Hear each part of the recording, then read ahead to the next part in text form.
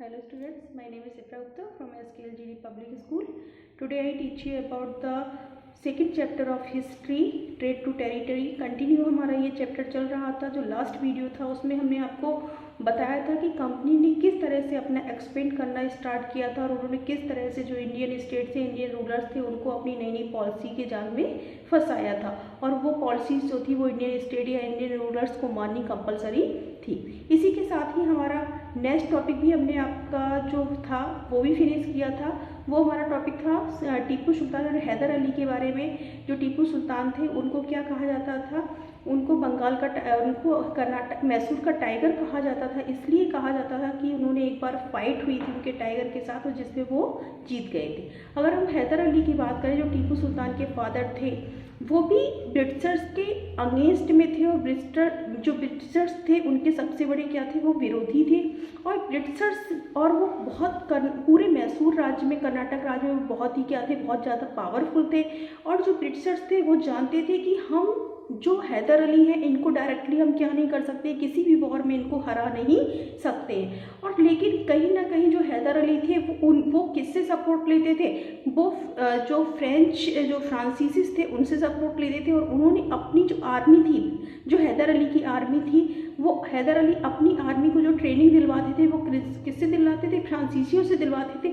इस कारण से जो ब्रिटिशर्स थे वो हैदर अली से बहुत ज़्यादा नाराज़ थे। उनसे बहुत अधिक नाराज़ होने की वजह से वो ये चाहते थे कि एक टाइम पीरियड ऐसा आएगा कि हैदर अली हमारे लिए क्या हो सकते हैं, डेंजरस साबित हो सकते हैं, हमारे लिए खतरा साबित हो सकते हैं। तो इसलिए हमें इनको क्या करना है, इनको दबाना है, इनको हमें क्या करना है, या फिर हमें इनके राज्य को किसी न किसी तरीके से क्या करना है, इनको अपनी तरफ मिलाना है। तो हैदर अली को ये भी पता था कि ब्रिटिशर्स हमसे डायरेक्ट अगर वॉर करेंगे तो हम उनको हरा देंगे। अगर हम इनकी बात करते हैं, टीपू सुल्तान और हैदर अली की बात करते हैं, इनके साथ क्या हुआ था, 4 वॉर हुए थे। किसके, ब्रिटिशर्स और इनके 4 वॉर हुए थे, जिसमें 2 वॉर में फर्स्ट और सेकंड वॉर हैदर अली ने लड़े थे। इन वॉर्स में क्या हुआ था, दोनों ही युद्धों में हैदर अली ने ब्रिटिशर्स की सेनाओं को पूरी तरीके से हराया था। लेकिन बाद में क्या हुआ, ब्रिटिशर्स चालाकी से मराठाओं को अपनी तरफ मिला लेते हैं जो बहुत पावरफुल होते हैं। हैदराबाद के निजाम उनको अपनी तरफ मिला लेते हैं। और ब्रिटिशर्स, ये 3 सेनाएं तीनों सेनाएं ही पावरफुल है। उधर मराठाओं की सेना भी काफ़ी पावरफुल होती है, निजाम की सेना भी पावरफुल होती है और ब्रिटिशर्स की सेना तो पावरफुल है। ये तीनों सेनाएं मिलकर किसको हराती हैं, हैदर अली को हराती हैं। तो आपने देखा कि कहीं ना कहीं जितनी भी वॉर ब्रिटिशर्स ने लड़े हैं वो कोई भी डायरेक्ट वॉर नहीं लड़े हैं, सारे चालाकी से लड़े। हैदर अली को कोई भी हराने वाला नहीं था, ब्रिटिशर्स कभी नहीं हरा सकते थे अगर ये तीनों लोग, मराठा और हैदराबाद के निजाम, अगर ब्रिटिशर्स का साथ नहीं देते। थर्ड वॉर में भी क्या होता है, थर्ड वॉर में हैदर अली जो होते हैं, हैदर अली की डेथ हो जाती है। और ये जो थर्ड और फोर्थ वॉर होते हैं, उनका जो बेटा होता है टीपू सुल्तान, वो भी एक बहुत पावरफुल रूलर होता है, बहुत ही ज़्यादा। वो भी किसके अगेंस्ट में था, ब्रिटिशर्स के अगेंस्ट में था और वो दोनों युद्धों को जीतता है। और किसकी डेथ हो जाती है, और किसकी, श्रीरंगपट्टनम जो किसकी कैपिटल होती है, मैसूर की जो कैपिटल है, वहाँ पर किसकी डेथ हो जाती है, फोर्थ वॉर में जो टीपू सुल्तान होते हैं उनकी डेथ हो जाती। इस तरह से ये पूरा मैसूर राज्य भी किसके अंडर में आ जाता है, ब्रिटिशर्स के हाथ में आ जाता है। तो बहुत बड़ा राज्य उनके हाथ में आ जाता है। अब हम देखते हैं कि तीसरा सबसे बड़ा एम्पायर कौन सा था। हमारे इंडिया में जिस टाइम में ब्रिटिशर्स आए थे, सबसे बड़ा जो एम्पायर था बंगाल प्रांत था, उसके बाद मैसूर प्रांत था, उसके बाद मराठा हमारे इंडिया में बहुत पावरफुल थे। और मराठा के साथ साथ अवध स्टेट था वो भी पावरफुल था। और उसके बाद जो राजपूताना स्टेट था वो भी क्या था, बहुत अधिक पावरफुल था। अब क्या किया है, ब्रिटिशर्स ने बंगाल को हराया। बंगाल को हराने के बाद उधर अवध को हरा दिया था। बक्सर की युद्ध, जो हमारा बक्सर का युद्ध हुआ था उसमें। अब उन्होंने किसको हरा दिया है, जो बहुत बड़ा जो मैसूर राज्य था, जो सबसे पावरफुल राज्य था, जिसमें ब्रिटिशर्स को सबसे ज़्यादा डर था, वो उन्होंने हरा दिया है। अब ब्रिटिशर्स किसको हराना चाहते हैं, मराठाओं को हराना चाहते हैं। और उन्हें ये भी पता है ब्रिटिशर्स, अब देखिए मराठा की स्टोरी में क्या होता है। अब ब्रिटिशर्स को ये भी पता है कि हम डायरेक्ट मराठाओं को भी नहीं हरा सकते हैं। स्टोरी ऑफ मराठा एम्पायर की हम देखते हैं the vision to capture Delhi, third battle of Panipat. जो उनका विजन होता है कैप्चर करने का, दिल्ली को कैप्चर करने का, थर्ड बैटल ऑफ पानीपत में, जिसमें मराठाओं और मोहम्मद शाह अब्दाली की काफ़ी बड़ी फाइट होती है, जिसमें मराठा क्या हो जाते हैं, हार जाते हैं और उनका सपना क्या हो जाता है, टूट जाता है। उनका सपना था कि दिल्ली को कैप्चर करना। जो मराठा थे वो कौन थे, सिंधिया जो ग्वालियर में थे, होलकर ये इंदौर में थे, और ये गायकवाड़ ये कहाँ पर थे, बड़ोदरा, और जो भोसले थे ये कहाँ पर थे, नागपुर में थे।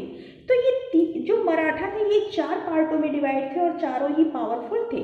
सिंधिया कहाँ पर थे, ग्वालियर, होलकर, गायकवाड़, बड़ोदरा और भोसले। अब इन तीनों ये जो चारों जो हमारे जो मराठा थे इनका जो सरदार था वो कहाँ का था, जो भोसले थे वो नागपुर के जो सरदार थे वो इनके क्या थे, तीनों लोगों के सरदार थे जो इनको क्या करते थे, कंट्रोल करते थे।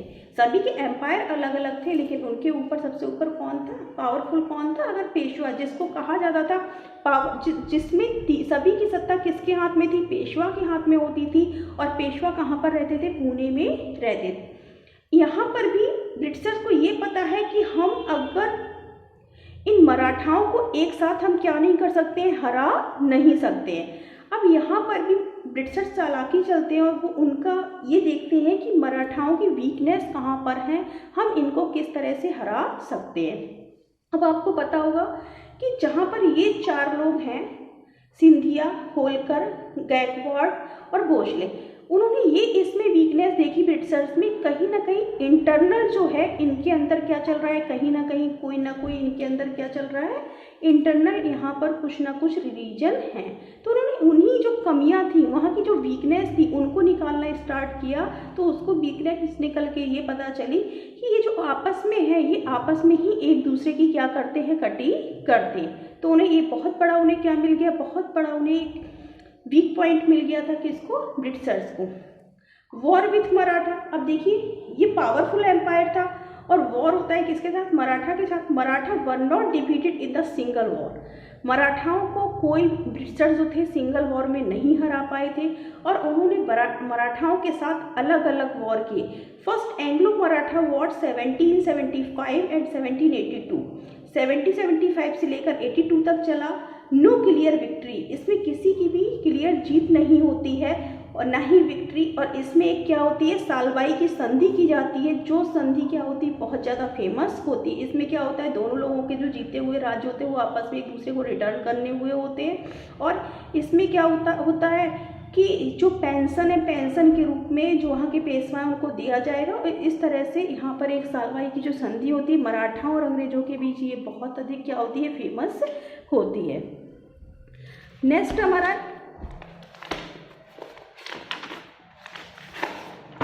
मराठा वॉर। सेकंड जो मराठा वॉर होता है वो किसके साथ होता है, सेकंड एंग्लो मराठा वॉर होता है। 1803 में 1803 से लेकर 1805 तक चलता है। British proved to be successful in the war, और ब्रिटिश अपने आप को क्या कर लेते हैं, प्रूव्ड कर लेते हैं कि वे सक्सेसफुल हो गए इस वॉर में। British gain the territories of the Orissa, Agra and Delhi, और वो कहाँ की टेरिटरीज को जीत लेते हैं, उड़ीसा से लेकर आगरा और आगरा से लेकर दिल्ली तक की टेरिटरीज को वो जीत लेते हैं। थर्ड जो एंग्लो मराठा वॉर होता है वो 1817 से लेकर और 1819 तक होता है। Major and the decisive battle of the Maratha power were crushed and the totally the Peshwa were removed. इसमें क्या कर दिया जाता है, इसमें मराठा जो होते हैं वो पूरी तरीके से टूट जाती हैं। मराठा की जो पावर होती है वो पूरी तरीके से क्या हो जाती है, खत्म कर दी जाती है, उसको हटा दिया जाता है।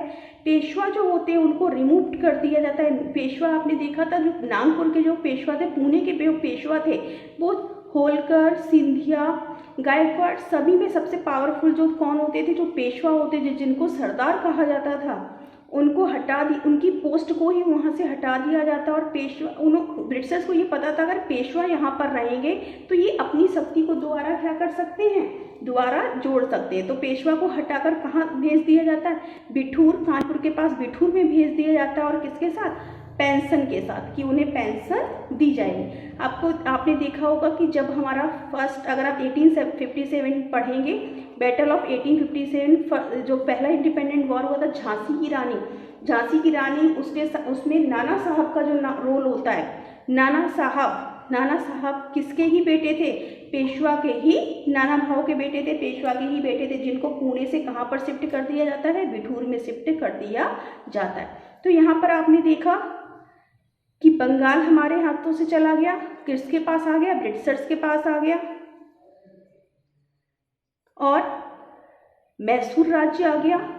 और जो पावरफुल राज्य था, उसके बाद पावरफुल राज्य था मराठा, जो कहाँ से कहाँ तक फैला हुआ था? जो महाराष्ट्र, पूरा महाराष्ट्र से लेकर एमपी से लेकर कोटा और काफ़ी बड़े ग्वालियर तक जो फैला हुआ था जो साम्राज्य, उस पूरे मराठा साम्राज्य पर अब किसका अधिकार हो जाता है?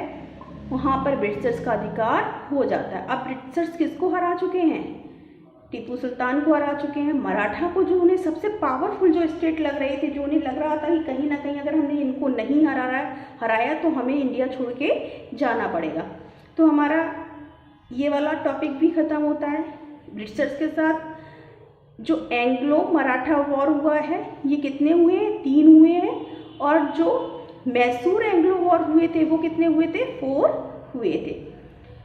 तो हमारा ये वाला भी टॉपिक फिनिश होता है। Thank you.